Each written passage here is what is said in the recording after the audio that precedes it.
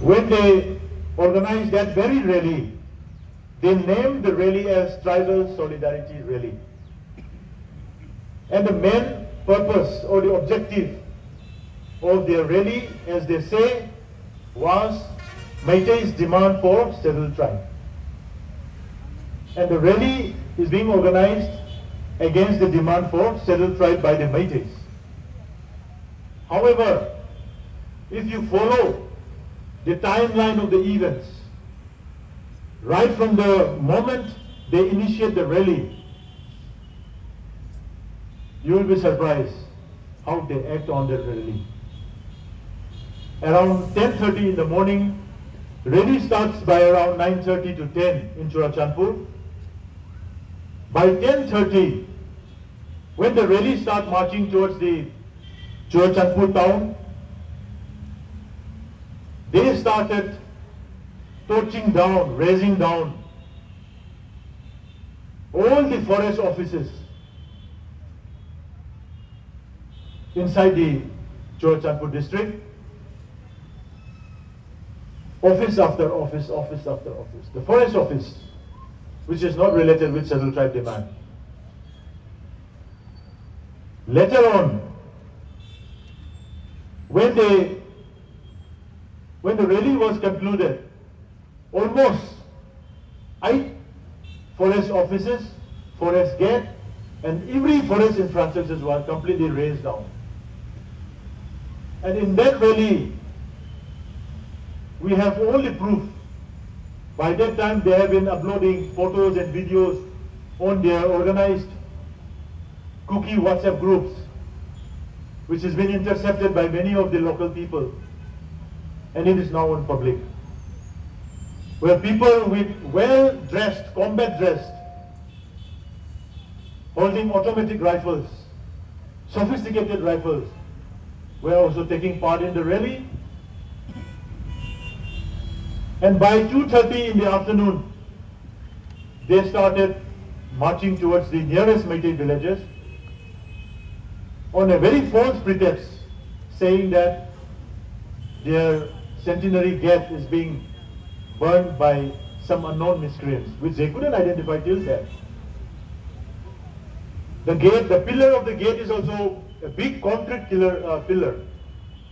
And there were 2 small scooter tires being burned at the foot of the very pillar, and there is no damage at all. Concrete pillars with 2 tires burning, and we really don't know who burned it.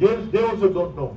They just blamed it on Meitei and said this is being done by Meitei, so we have to attack all the Meitei villages in the neighboring villages.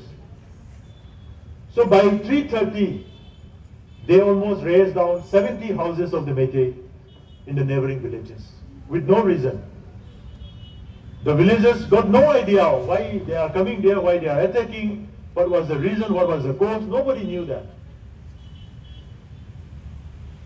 Anyway, that violence had initiated like that. Around 7 p.m. in the evening, Meiteis in the Imphal Valley started getting information about all the incident in the social medias. This Naga brethren didn't take part in that violence. They have also been misled and dragged into that rally just under the pretext of the opposition for the demand of scheduled tribes by the Meiteis.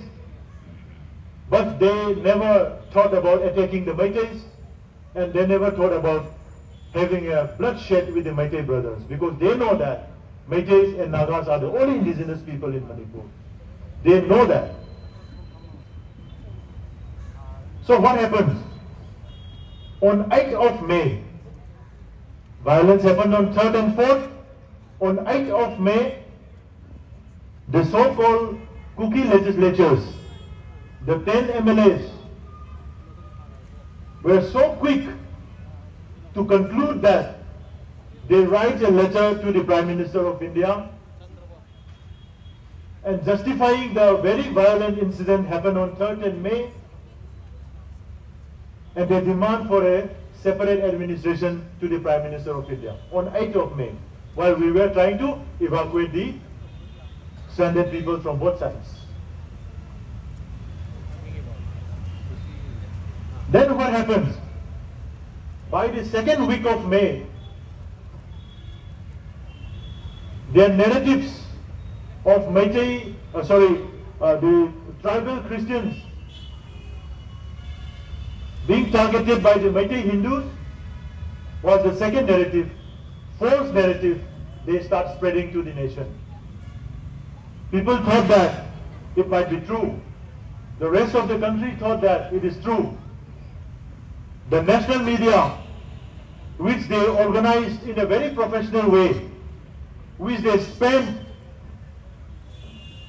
excessively to mobilize all the media houses in Churachandpur, they thought that that very narrative of the tribal Christians, the Kuki Christians being targeted by the Meitei Hindus is true, and this report should be reported to the whole nation in the world. And that is their second lie. Because when the month of June arrived, the narrative of Christians being targeted by Hindu was completely rejected. And today there is no question of religious conflict or Christians being targeted by the Hindus. Because in the Imphal Valley itself, today you still have hundreds of churches still performing their duties, their service, with no disturbances from any of the Meitei Hindu majority or anyone. And that is the biggest lie the Kukis spread in their second part of their narrative. That is the second lie. The third lie, after the narratives of religion card is being rejected by the nation, they come in up with another narrative called Chin Kuki Mijo Jomi Mar against Meitei. They try to consolidate all the other sub-tribes of the Kukis under 5 different nomenclatures: Chin, Kuki, Mijo, Jomi, Mar. And these very 5 sub-clans or kind of sub-ethnics of the Kuki tribes is being started writing on the various statement again, negating the very idea of Kuki Christians against Meitei Hindu. That narratives again start changing by the month of June. And that didn't last long. One of the professor from Hyderabad University, who is a head of department in political science department, Mr. Thamkwan Swan,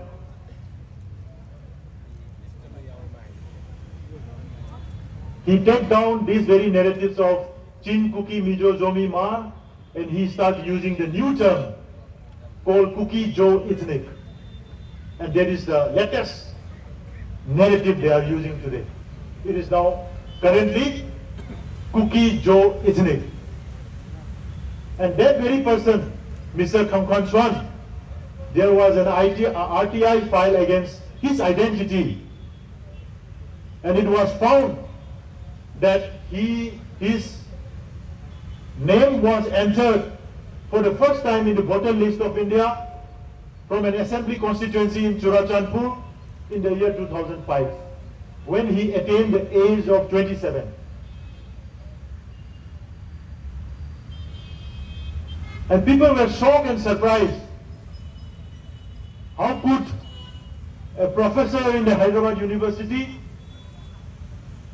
become a bona fide citizen when he attained the age of 27?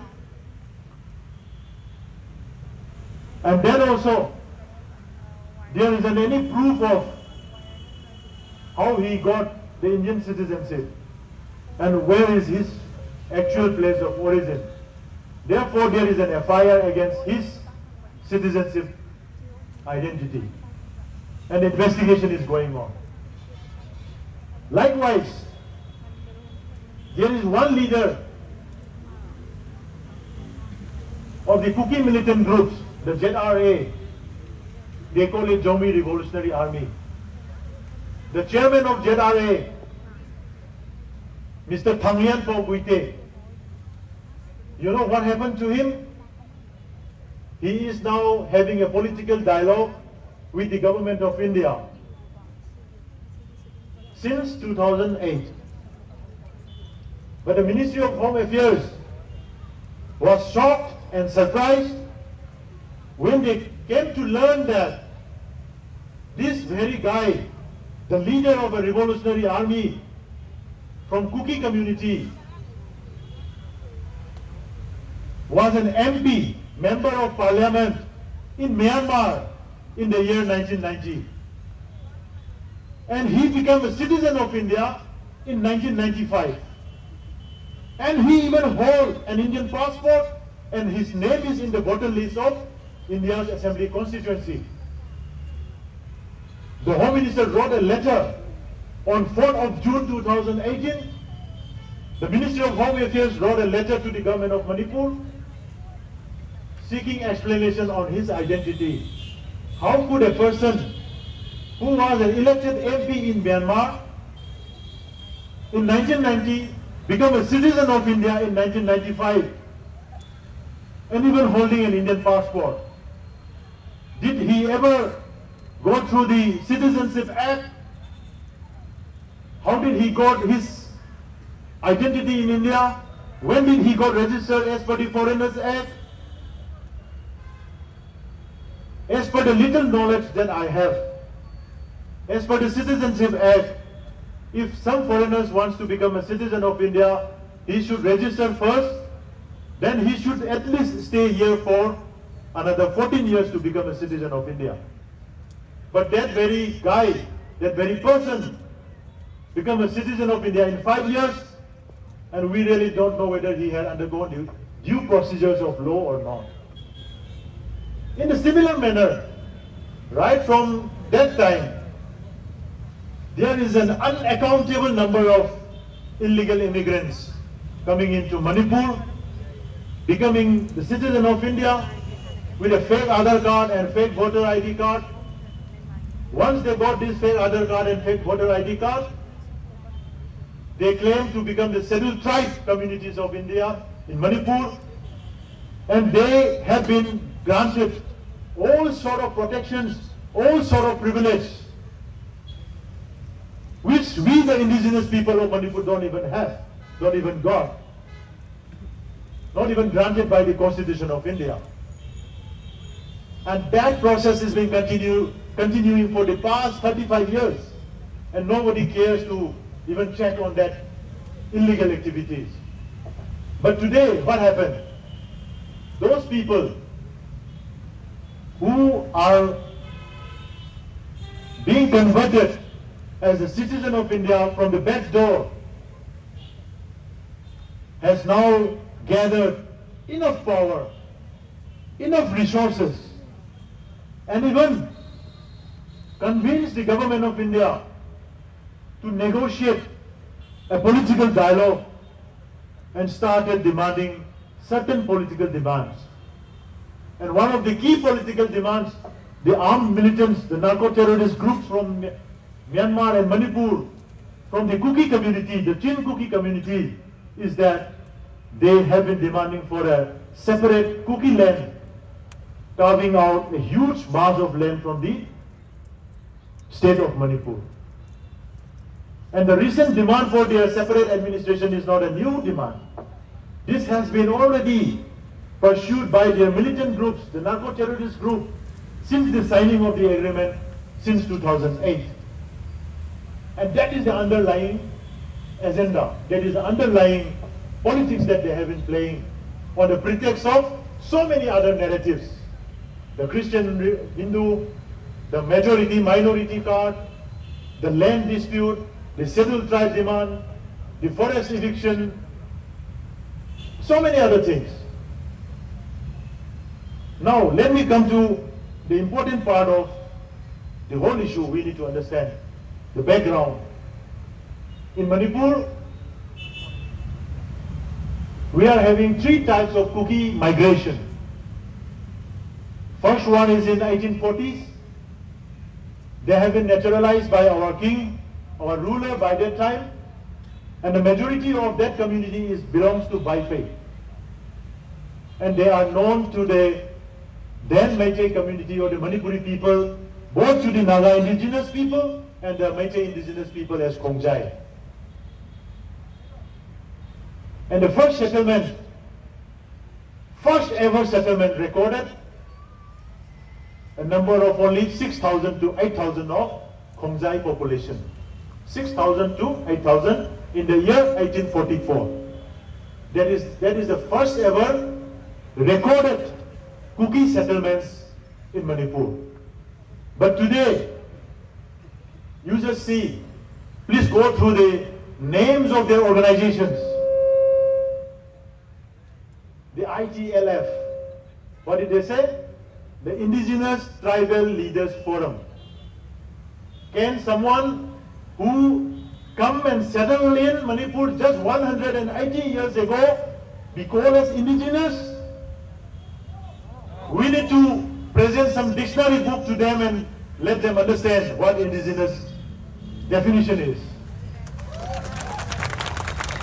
This is one blatant lie which they have been deliberately concocting, they have been engineering and trying to bluff, trying to mislead the world and the country that they are the indigenous people. Actually, they are not indigenous people, they are the new settlers in Manipur. We should accept that they are new settlers.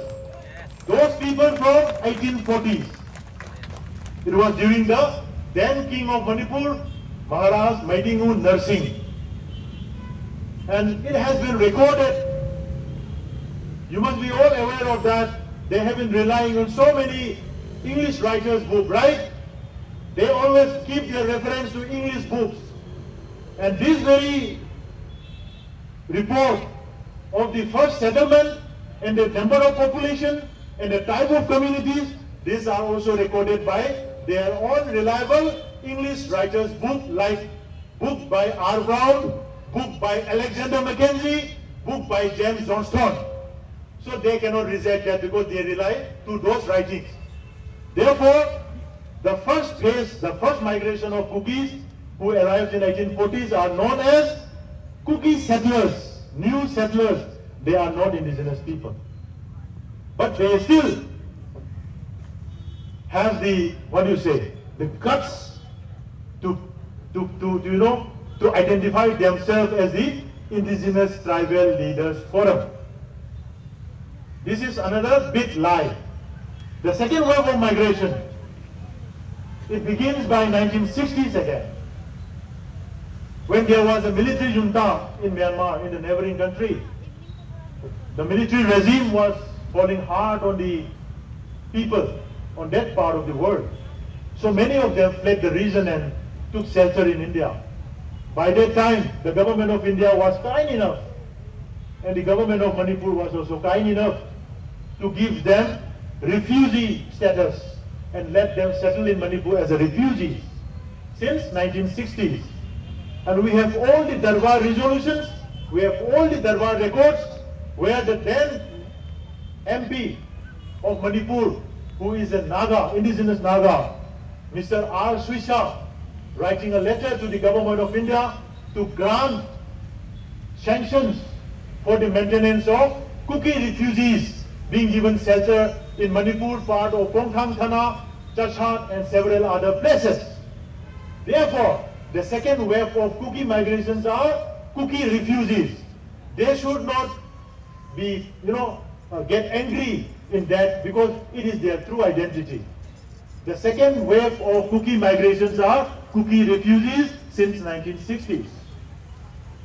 And there is one last, third wave of Kuki migration that is since 1990s unofficially and since 2008 officially. Why I am saying officially? Because by 2008, all the Chin Kuki narco-terrorist militant groups, almost it starts with 18 groups and now it's 25 of them, having a political dialogue with government of India, and the government of India committed a big mistake not to understand the duplicity, the politics, the dirty politics being played by the so-called Chin Cookie narco-terrorist groups. Government of India thought that this is a kind of appeasement policy. We should bring them on the negotiating table and we should disarm them and give them rehabilitation so that they can join the mainstream Indian citizen. But actually they are not coming in to sign a political dialogue to follow in that line. They were just trying to get some immunity from the Indian armies and the state forces attacking them so that they can operate freely in those cookie-dominated hill areas. And they have successfully do that. They have successfully did that, doing that today. They have interfered, they have influenced in all the administrative affairs.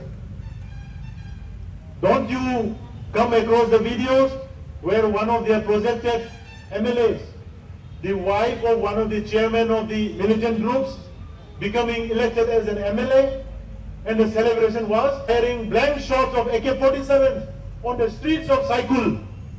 This is how they celebrate the democracy of India. This is how they celebrate when they won an election. As per the Constitution of India, shooting AK-47s in the sky. Since that time, they have successfully inserted 5 of the politicians to the Manipur politics, state affairs. And they have also succeeded in that. By that time, every migrant from across the borders is being invited, give them shelter, teach them some 2-3 Manipuri dialects, making fake Aadhaar cards for them, making fake entry to the electoral card, converting them to the bona fide citizen of India.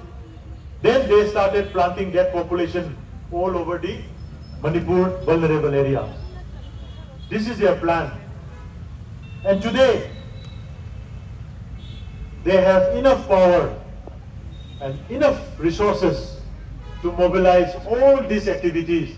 Their dream to bifurcate certain portion of the state of Manipur and make it a new cookie land, merge it with Mizoram, later merge it with the Chin state of Myanmar, certain parts of Sagaing division of Myanmar, and make a new cookie land called the Zhou land or the Jalengam. And this has been already published as a book by their armed leaders like P.S. Hawkins and so many other leaders. And this is their ultimate political aspirations. So what happens? In this recent violence, Meitei has nothing to do. Meitei innocent peoples has no role to play. Even we, COCOMI, has nothing to do. Our responsibility, our involvement in this violence came in only when they started demanding for a separate administration. Because COCOMI's position is very clear, it's very firm, that COCOMI stands to defend and protect the territorial integrity of Manipur, no matter what. We stand for that. And we have been standing by this commitment since the time we started, working as a social activist 18, 19 years back. Therefore, what happens? The state government, considering all the underlying situations, understanding the insecurity that we are going to have in future, the Meitei indigenous people and the Naga indigenous people have realized that one day these illegal immigrants, these refugees turned citizens, and those new settlers are going to collude together and come up with a very big force and wage a war against us someday, so that they can snatch away certain portion of Manipur's territory for their own demand and purposes. we have that sense of insecurities some 3-4 years back. And that is why the United Naga Council, the apex of the indigenous Naga brethren, and the COCOMI has come in together, had several rounds of discussion and resolved to demand for a national registers of citizens, so that we could identify all the illegal immigrants who have come in, sneak in, trespasses in since 1961. Identify them, detect them, and keep them in their right position, keep them in their right place. So we resolved and pursued, submitted a memorandum to the Home Minister of India, to the Prime Minister, and even to the Chief Minister of Manipur, that the indigenous people of Manipur urgently need some system, some mechanism, some kind of law to enact and control and contain this serious threat coming in from the illegal immigrants and all sort of demographic impact that we are facing today. Otherwise, the indigenous Nagas and the Meiteis will have a very different, very difficult future, very insecure future. Our grandchildren might become, you know, a kind of minority in our own land. Therefore, considering the genuineness, considering the importance and seriousness of our demand, the union government has accepted for the state government to enact a law that will detect and, detain or control all those illegal immigrants who has come in and settled in Manipur since 1961. This is one very important law the state government has already enacted and adopted. Number one. Number two, when the new government of BJP came in Manipur in the year 2017, the Chief Minister of Manipur has also initiated another law, another very important law, which he called it the war on drugs. That is also very important because, as we all know, Manipur has become the new golden triangle in Southeast Asia. The then golden triangle of the Khunsa region in the bordering no man's land area of Thailand, Myanmar and Laos, which has been destroyed or closed down 10 years ago, has now shifted in the territory of Manipur from the Shan state of Myanmar. And every technology, every resources has already reached Manipur, and under the protection and under the management of those Chinkuki narco-terrorist militant groups, they have been institutionalizing, they have been, rooting the industry of narco-terrorism since the signing of 2008 agreement. And the government of India was turning a blind eye because of that suspension of operation agreement. Then what happened? The very new law enacted by the state government, the law called war on drugs, there was a very aggressive drive against poppy cultivation, drug trafficking, and drug peddling people. There was huge arrests, seizures of drugs worth thousand crores. Every one of you would be surprised to know, over the past 5 years, since 2017 till today, the state government has seized and arrested drugs worth 7,887 crore rupees. And these are the drugs seized and arrested momentarily, maybe once in a month, twice a month. But that is not the frequency of transit. That is not the frequency of drugs being trafficked from across the border. The drugs might be trafficking every day, every night. And because of only few intelligence inputs and informations, those drugs were seized and arrested momentarily. And that drugs also even worth 7,887 crore rupees.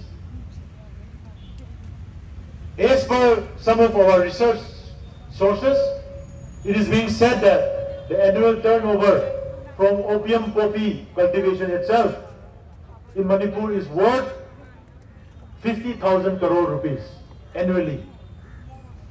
And that is the amount of money which is being used by those narco-terrorist militant groups to wage war on us.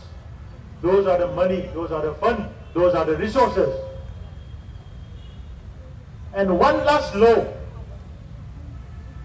I have already mentioned two laws. There is one last law enacted by the state government. There is the law to protect and conserve the forest of Manipur. Geographically, Manipur is a hill area.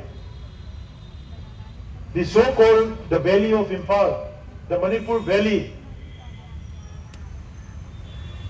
The altitude of the Manipur Valley is 720 meters above sea level.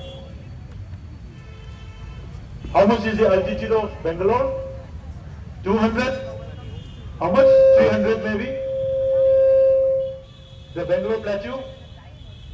Even if we stand here and if you want to look at the Imphal Valley, you need to raise your neck because it is right up in the top of the hills.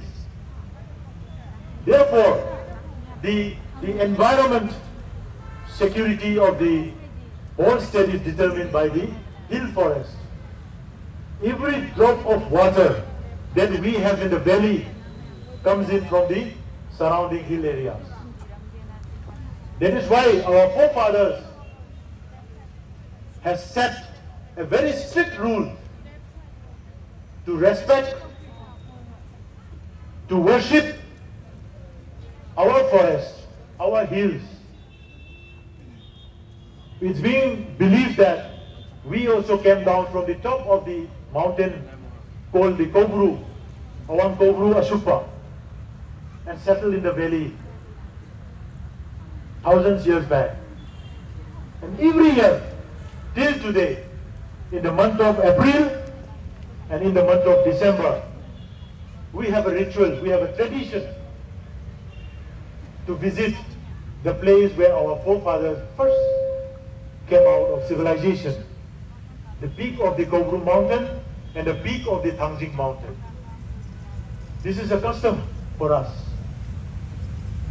But since the arrival of the Kuki immigrants, they have been settling in the foothills areas of the vast Kobru mountain range. And today, they have destroyed almost 70% of the forest areas of the Mount Kobru. And they have even started dictating and regulating the Meitei's traditional practice to climb the Kobru mountain and worship our forefathers. And it has given a big threat to the existence of the Meitei by those refugees, those illegal immigrants. Just imagine if the people of India is being restricted from visiting the Amarnath Yatra, from visiting the Mount Kailash, how will the people of India react when such kind of things being committed by some local people from the foothills areas of the Great Himalayas? How will you react? How will the people of India react? Likewise, but we have been tolerating that since 2018. that we have to convince them, we have to understand them. But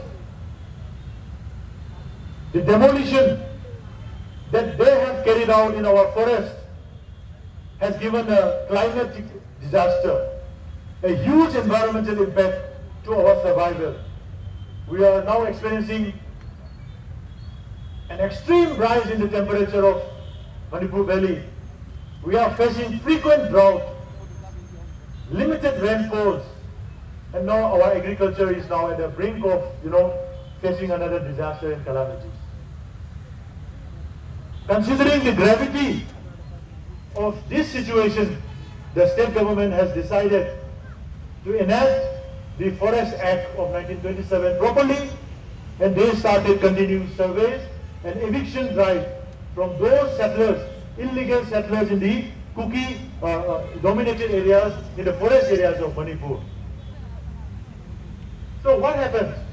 The war on drugs, the State Population Commission to detect and detain illegal immigrants, and the eviction drive over the forest areas.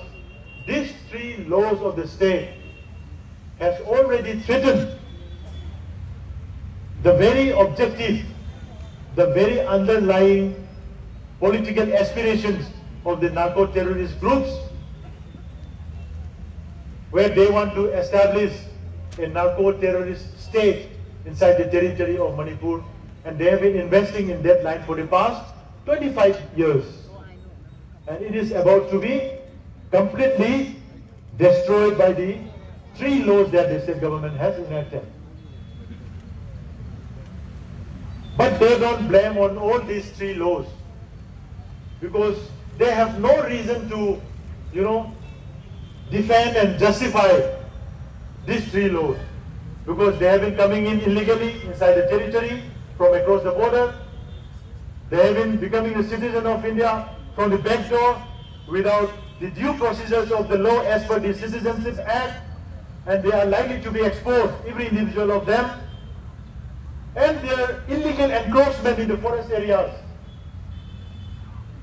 has also been started evicting by the state forces and the forest department from time to time. So their investment, the 25 years of investment, planting populations, empowering narco-terrorist armed militants, expanding the forest areas for poppy cultivations, all these illegal activities have started being completely,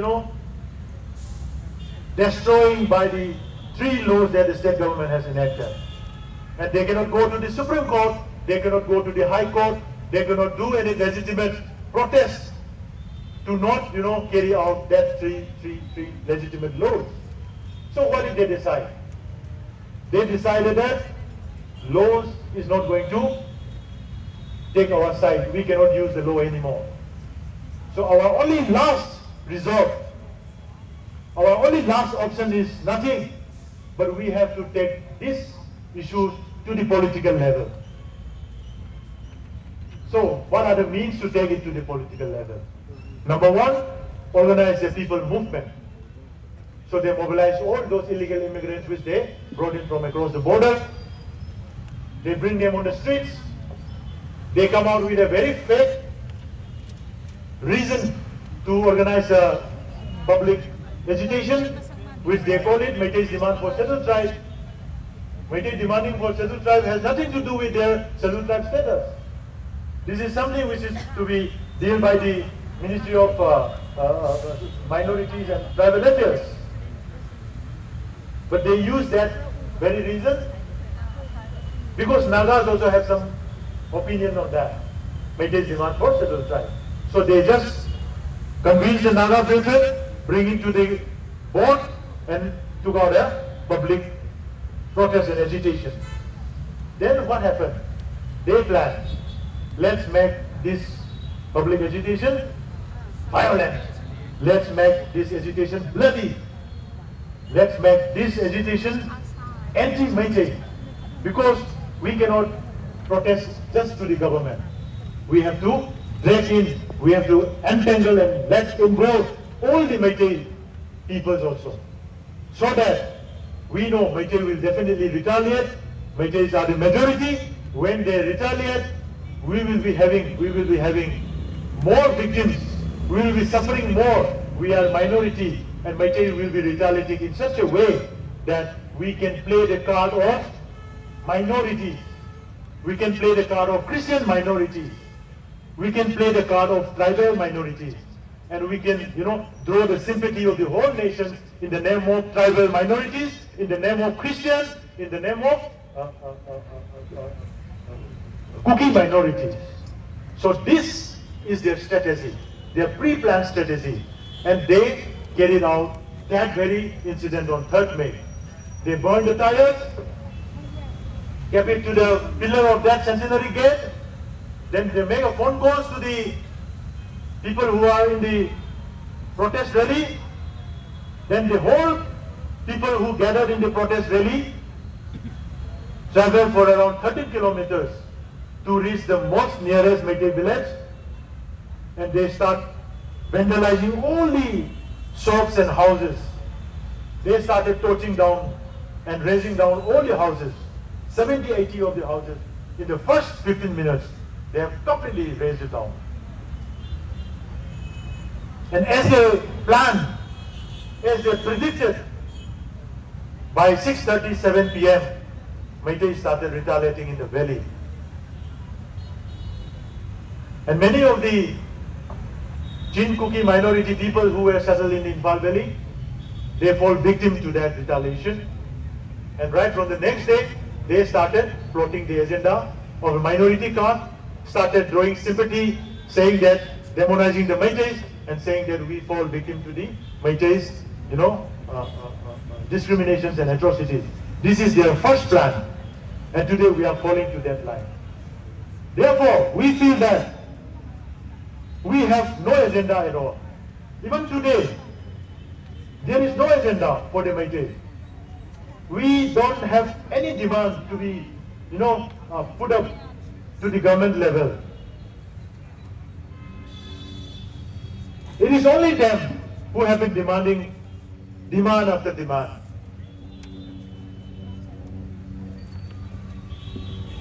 So now I think COCOMI thinks that they have crossed certain limits on how they drag in the innocent people from both sides, from the Kuki side and from the Meitei side, who has nothing to do with this violence. They let victimize 60,000 people from both sides of the community.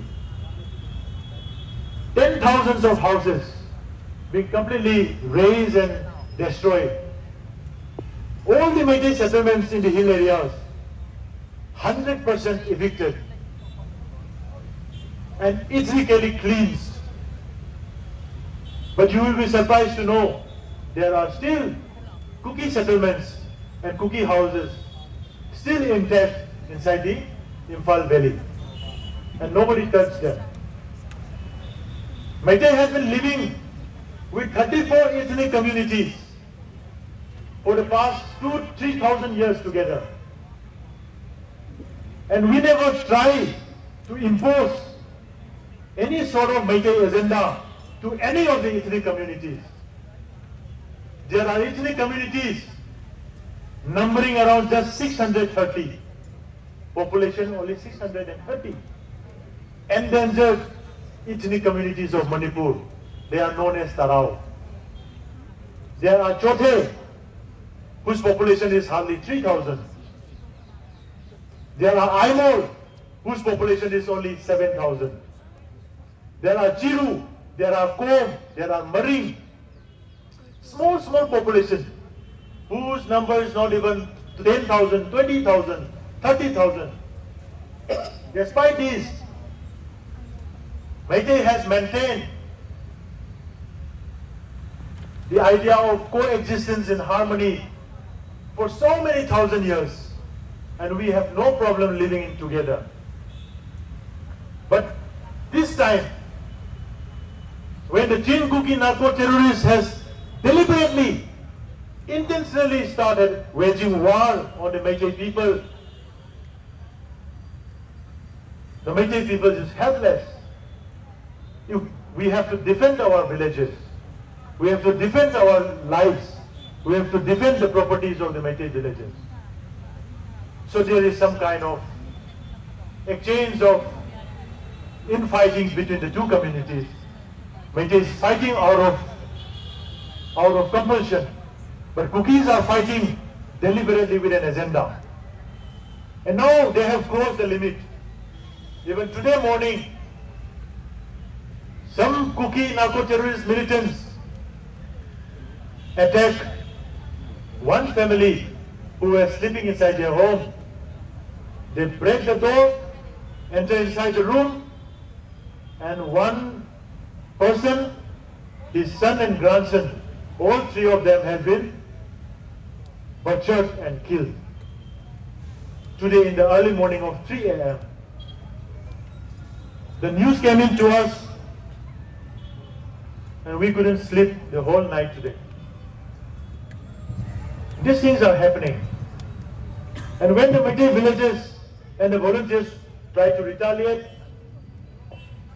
the Assam Rifles come into the middle and block the Meitei population from attacking again. So we start having a sense that the government of India, willingly or unwillingly, they seems to be giving a legal protection to those suspension of operation armed Kuki narco-terrorist militants. They seems to be legitimizing their existence in Manipur, despite writing a letter to the government of Manipur that one of the leaders is from Myanmar. So how long are we going to tolerate this? How long are we going to face this? If these things is going to continue for another week, I don't think Meitei will have enough patience to wait till that time. And by that time, if the Meitei started initiating a counter-offensive attack to the Kuki population,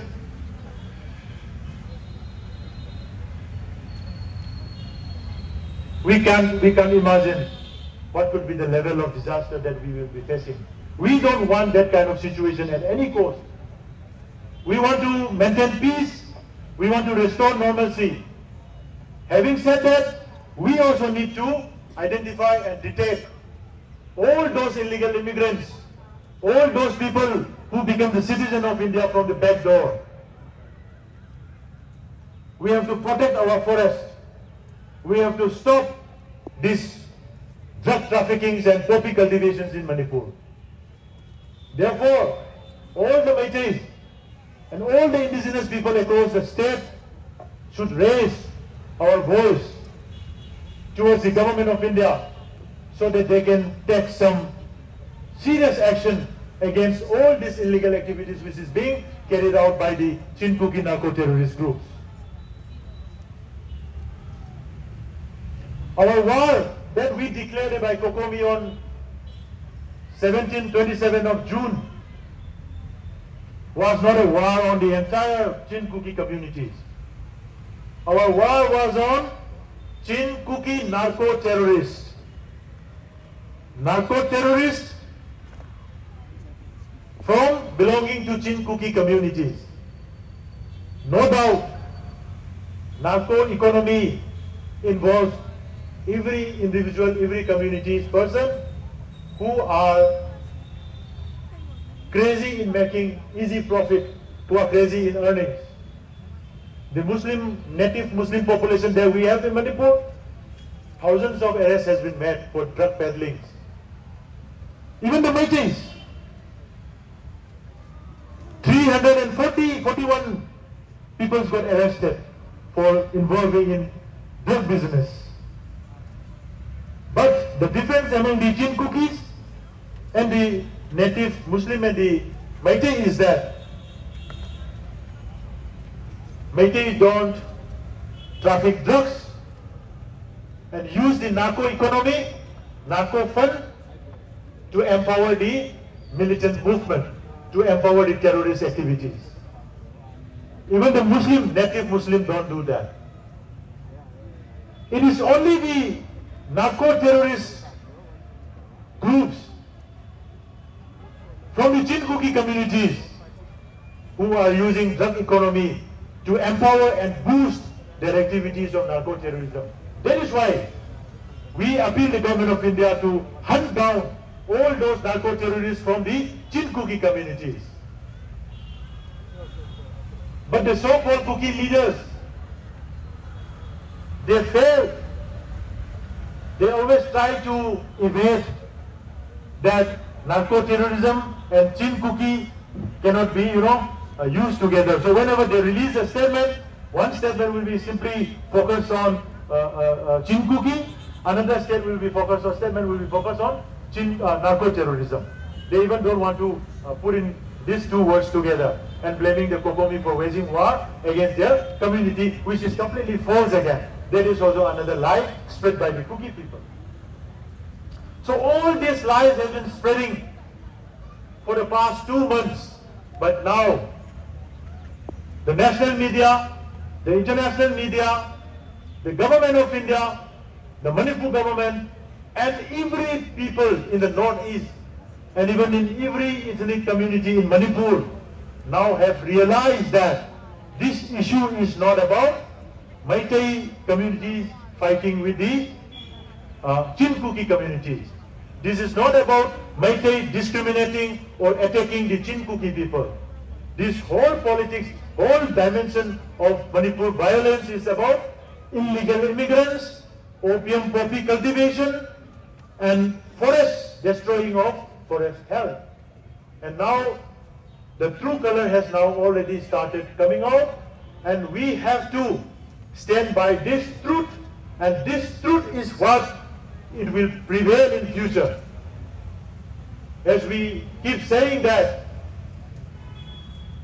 for the truth, it takes time to come out, but it is never out of our sight. For the lies, it is very swift, very quick, and very prominent when the lies start spreading.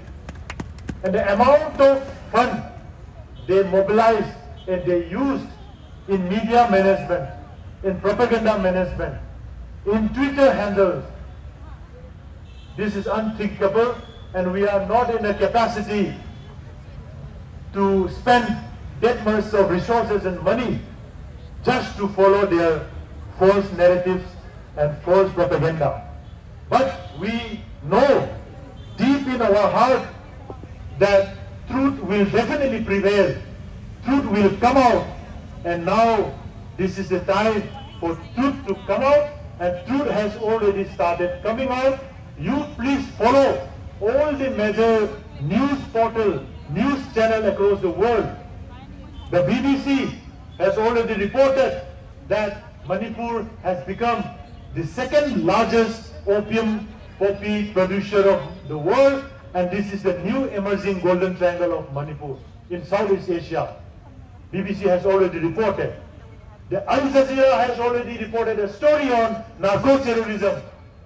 The United Nations Office of Drug and Crime, the UNODC, has also submitted a report, and it is in their website. You please visit that the golden triangle of the then Khunsa golden triangle of Myanmar, Thailand, and Laos has now shifted in the Chin-Kuki inhabited areas of Manipur, and there is also a map indicating the intensity of opium cultivation going on in Manipur, and it is now worldwide.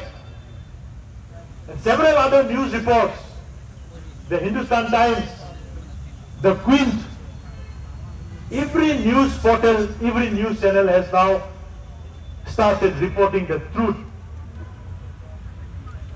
And this truth is what it will prevail, and it won't take much time, and we are waiting for that day.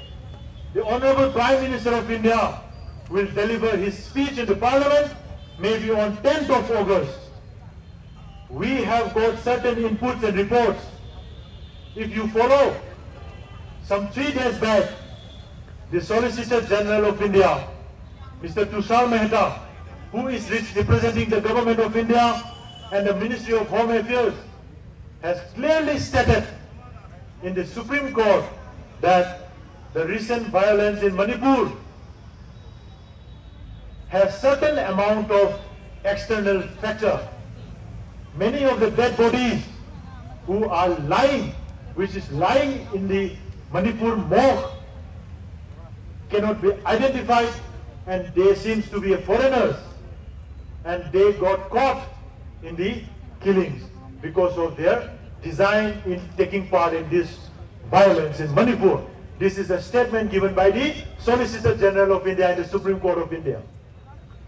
And we firmly believe that when the Honorable Prime Minister of India delivered his speech in the floor of the House on 10th of August, I think that will be the end of all the lies spread by those Chinkuki narco-terrorist group, and the truth which came very late from the innocent, from the truthful, from the honest and sincere Meitei society will come out bold and clear to the nation. And let's hope for that day to come clean and clear. Once that truth come out, I can guarantee you all, once that declaration comes out, COCOMI will not leave one stone unturned until and unless we drive out and we contain all the illegal immigrants in Manipur. 100%.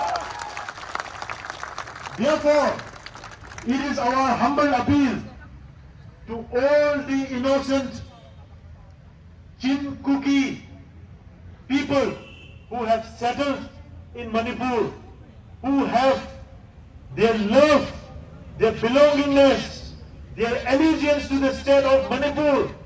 You should start distinguishing yourself from the Chinkuki narco-terrorist syndicate group immediately.